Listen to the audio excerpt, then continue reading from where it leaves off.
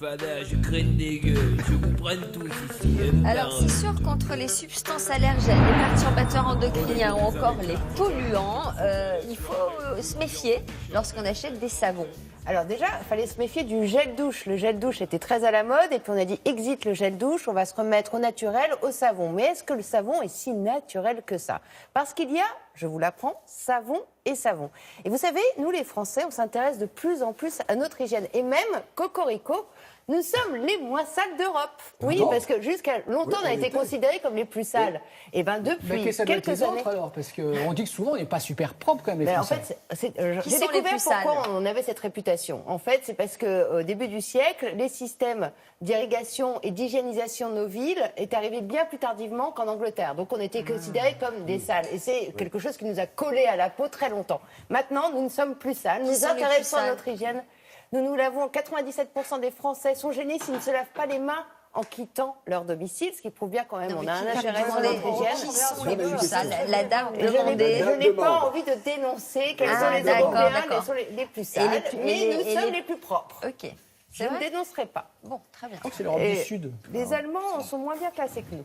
Les Allemands sont moins bien placés. Pour la petite info. Et toc. Et toc. Et boum.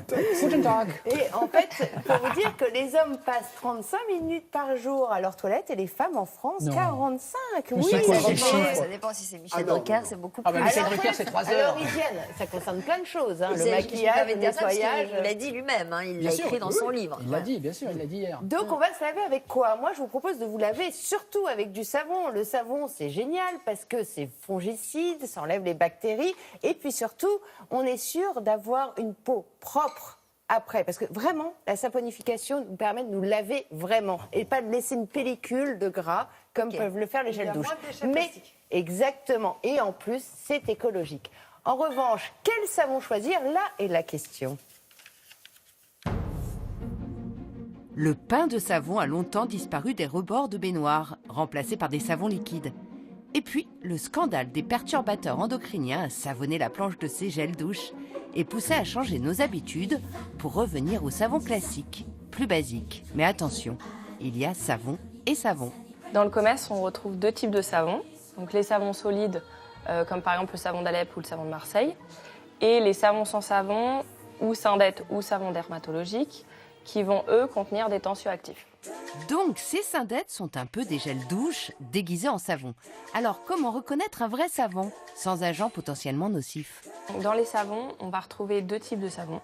Les savons saponifiés à chaud, qui sont très généralement fabriqués à partir de bondillons issus d'huile de palme. Ces bondillons permettent de fabriquer un savon à bas coût car il s'agit de malaxer dans une machine des billes de savon. Celles-ci sont élaborées pour la plupart à base d'huile de palme et le bondillonneur ajoute à sa guise colorant, parfum, agent de conservation. Une astuce pour reconnaître ce type de savon, c'est si on lit sodium palmate ou sodium palme carnolate, c'est qu'on efface donc à de l'huile de palme et en général des bondillons de savon. Donc le problème, c'est que l'huile a été chauffée pendant des jours. Donc déjà, l'huile a perdu toutes ses propriétés émollientes, nourrissantes, hydratantes. Et en plus de ça, le savon a été déglycériné. Donc on n'a plus le côté émollient. Ils vont être nettoyants, mais aussi irritants. Alors, vers quel type de savon se tourner? L'avantage des savons saponifiés à froid, c'est qu'on ne va pas chauffer le mélange. Donc les huiles vont garder leurs propriétés premières, qui sont émollientes, nourrissantes. Et la glycérine naturellement produite lors de la saponification va être conservée. Donc le savon va être beaucoup plus doux qu'un savon saponifié à chaud. Le prix est-il un gage de qualité? Quand il s'agit de savon saponifié à chaud du commerce, on va être de 15 € à 100 € le kilo, alors que pour un savon saponifié à froid, on est autour de 60 €. Mais il faut penser que les savons saponifiés à froid utilisent des huiles généralement vierges, d'olive, qui coûtent beaucoup plus cher que de l'huile de palme. L'ingrédient à éviter, qui est présent dans 99% des savons, c'est le DTA, qui permet au savon de durer plus longtemps dans le temps. Cependant, il n'est pas biodégradable et il est suspecté d'être perturbateur endocrinien. Le meilleur est donc le savon saponifié à froid, bio et sans huile de palme. Donc, on retient quoi, Aurélia? Alors, on retient que c'est bien de le faire soi-même, alors. Alors, ça serait pas mal de le faire soi-même. Justement, il y a de plus en plus de kits qui sont dans le commerce pour faire soi-même ces savons. Alors là, on a un kit Aromazone, mais il y a aussi un kit Soapbox. mais il en existe plein d'autres dans le commerce. L'idée, c'est de vraiment savoir ce qu'on met dans son savon. Dans son savon, il faut surtout avoir une base. Et puis après, on va pouvoir choisir sa base de glycérine ou de végétal. Le beurre de karité, le beurre végétal de coco. Et on sait exactement ce qu'on a dedans. Parce que parfois, on peut avoir de très mauvaises surprises. avec une seringue? Non, mais ça, c'est pour le faire soi-même. On va le chauffer, il va fondre, on va le mettre dans les moules et on va injecter des huiles essentielles si on a envie d'odeur sympathique, et puis son beurre. Et ce qu'il y a, c'est que, il n'y a rien de mieux que le savon de Marseille, tout le monde le dit, mais il y a le savon de Marseille, vous savez qu'il y a eu une grande polémique sur le savon de Marseille, il y a le savon de Marseille et le savon de Marseille. Vérifiez bien que dans votre savon de Marseille, il y ait bien 74% d'huile végétale dedans, sinon ce n'est pas un vrai savon de Marseille. Et puis aujourd'hui, dans le commerce, on s'y retrouve.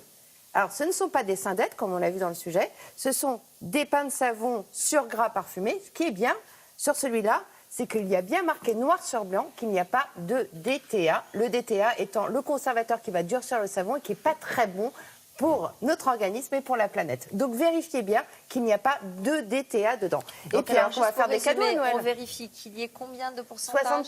74% dans le savon de Marseille minimum. Ensuite, on vérifie bien qu'il n'y a pas de DTA dans son savon. Ensuite, on peut offrir des jolis savons. Moi, voilà, on m'offre ça, je suis ravie pour les fêtes. Mais je vérifie avant pour pas que ça soit un cadeau empoisonné, ce qu'il y a dedans. Voilà. Ok.